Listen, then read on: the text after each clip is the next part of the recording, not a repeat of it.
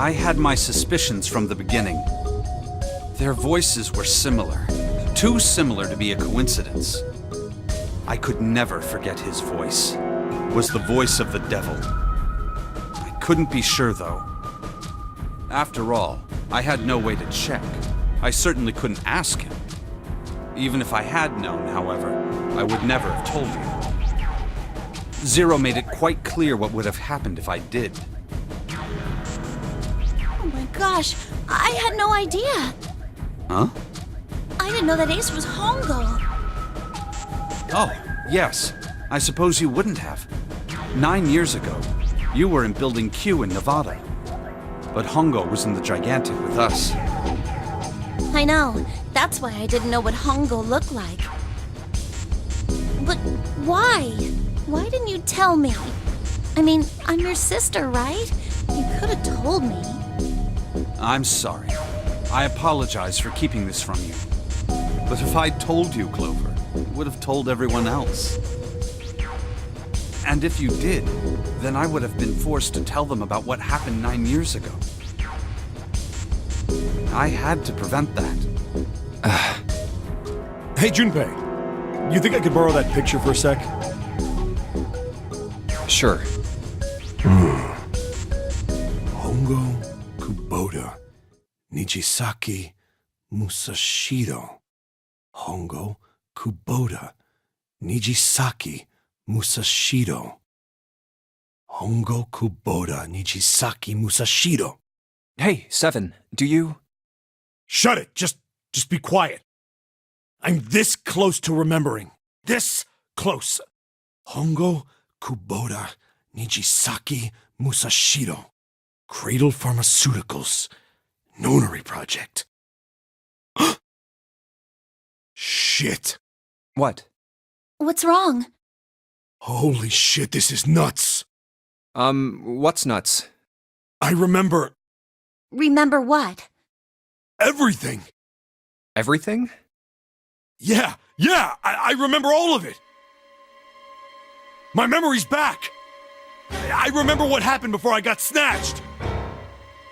What? Let me tell you what happened.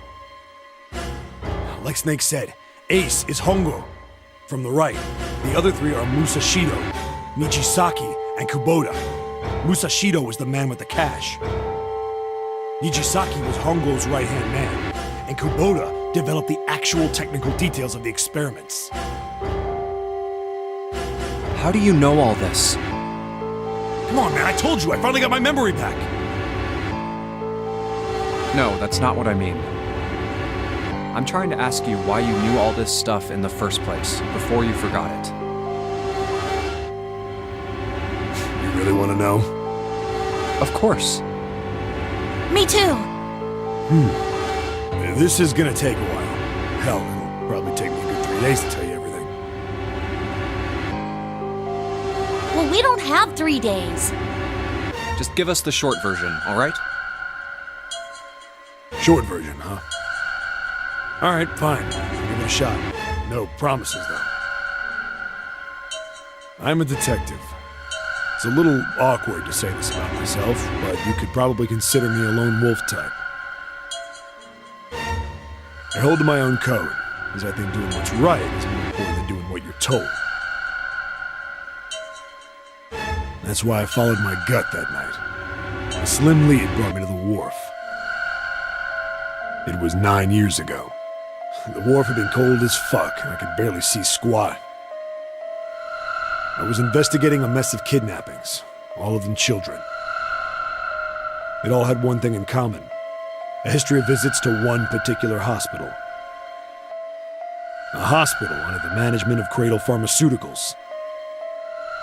In my investigation had turned up evidence that Cradle had been involved in the kidnappings.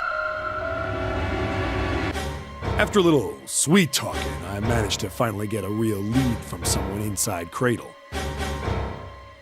My source told me this.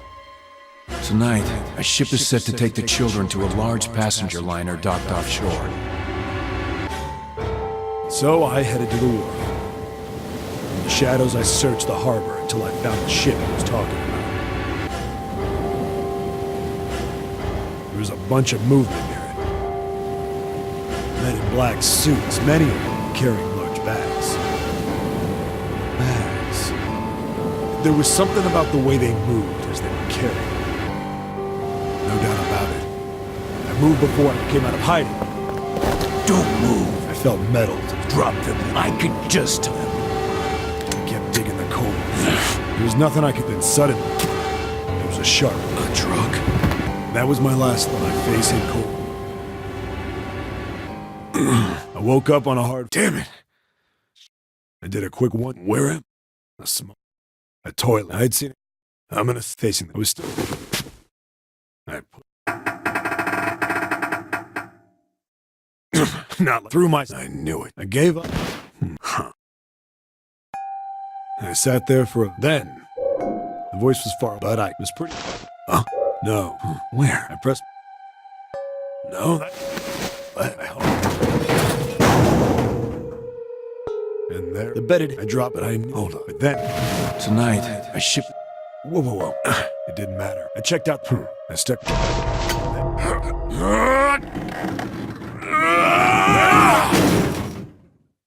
I finally got. Sweat was. The first bit or so was tight. I had to wriggle and wind up eventually, and there was space for me to crawl along on my hands and knees. I went from crawling like a worm in dirt to skittering like a bug. Couldn't say it was much better, but I'd take what I could get. And when I'd been in the thing long enough to start wondering where it'd take me, a massive sound nearly scared the piss out of me. It was like a heavy metal door had just been slammed shut. Then there was a voice.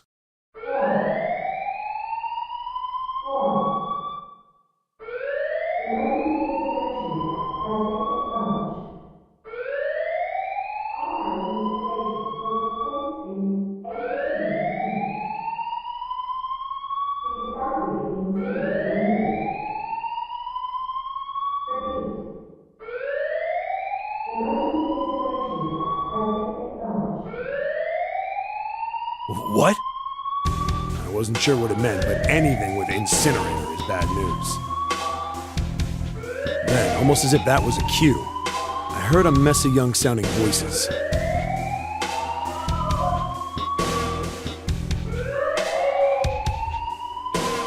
A bunch of them were straight up screaming in terror, and all the sounds together made a howl that made the hair on my neck stand straight up. Damn it! What the hell is going on here? I scrambled through the duct as fast as I could. I made a giant racket, but I didn't care at that point. I soon found a metal door on the left side of the duct.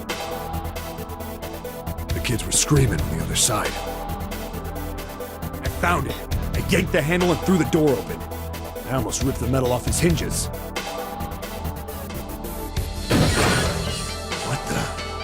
What the hell is this place?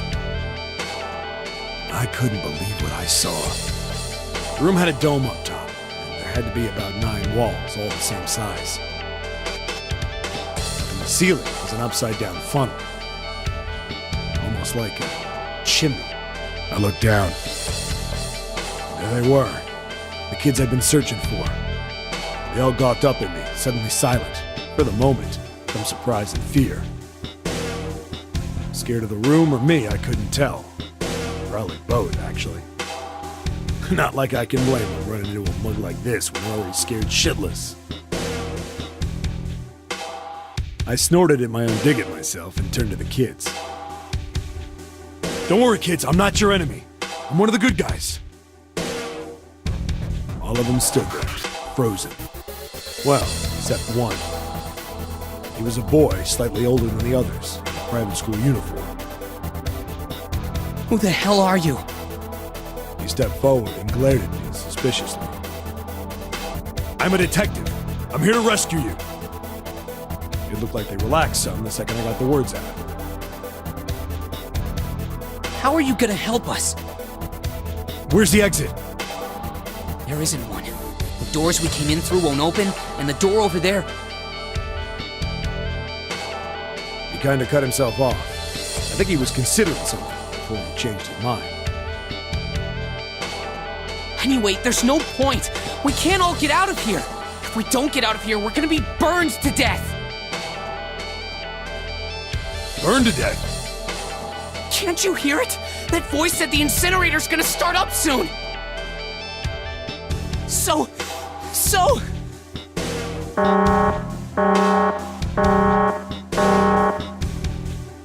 voice spoke again. Incineration will begin in 15 minutes. They only had 15 minutes. I looked back down at the kids. Looks like a good 20 or 30 feet to the floor. No way I could pull them up. Too big of a distance for any of us to reach. What the hell was I gonna do? But then I got an idea. Wait right there. I'm gonna be right back. What? Where is he going?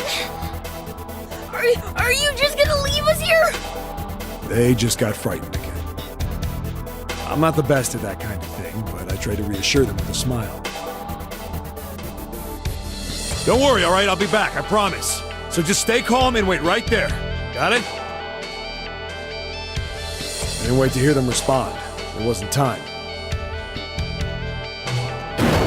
I had to hurry. Well, as fast as a guy could on his hands and knees. Didn't take me long to get back to my cell. Still no way out of there, but I had a plan. Needed something from the room. When I got it, I dove back into the hole and took off towards the incinerator. Then... Sorry to keep you waiting, guys. I tipped out the doorway and dropped down the rope I brought with me. Back in the cell, I'd torn the bed sheets into strips and tied them together to make a rope. It was sloppy, but it got the job done. All right, just tie that around yourself, okay? I'll pull you up one at a time. Right! Huh. Wait a sec. Something was off. There were more of you before. Where'd the rest of you go? The boy in the uniform answered. I let them go on ahead. We opened the number 9 door and they left. What? You're telling me you opened that door? That's what I said. Then what the hell are you doing here? We couldn't go with them. Why not? Look, the only people who can go through the numbered door...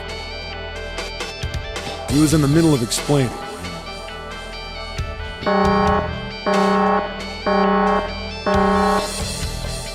Incineration will begin in 5 minutes. The wall shook a bit and the voice bouncing around. Look, that can wait, all right? Just get us out of here! Right! I grabbed onto the rope. The first one I pulled up was a girl with a ponytail. Next was a girl with a red necktie. The boy in a jacket came after. He said he'd climb up on his own. The boy in the uniform was the last up. Like the other kid, he climbed up the rope himself. He looked pretty scrawny, but I guess he was stronger than he looked. He moved fast, but when he was almost to me, we heard some knocking. Everyone looked at the door. It had a thick, square window set into it. On the other side, an angry face was staring in. God damn it! What's going on here? Why is the room empty? Where the hell are those fucking kids?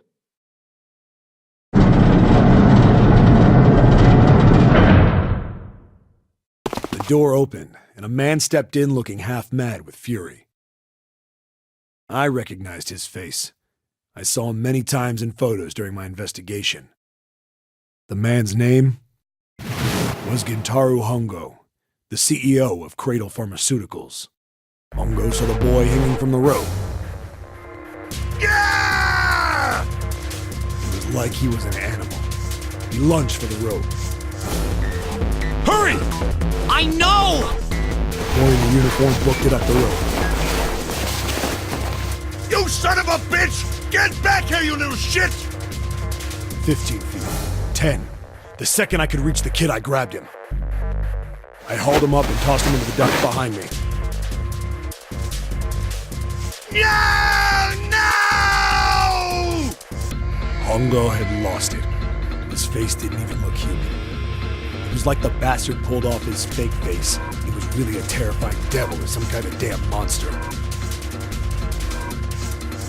I quickly reeled in the rope, leaving a furious Hongo yelling at me from the floor. You fucking bastard! You won't get away with this! How dare you compromise this experiment! Experiment? What experiment?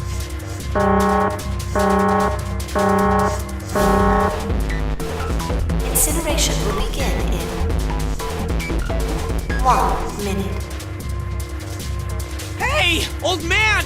What the hell are you doing? Hurry up! The boy in the uniform was trying to get my attention. I may have thrown a salute in the raging asshole's face before I closed the door behind me. I went to go back.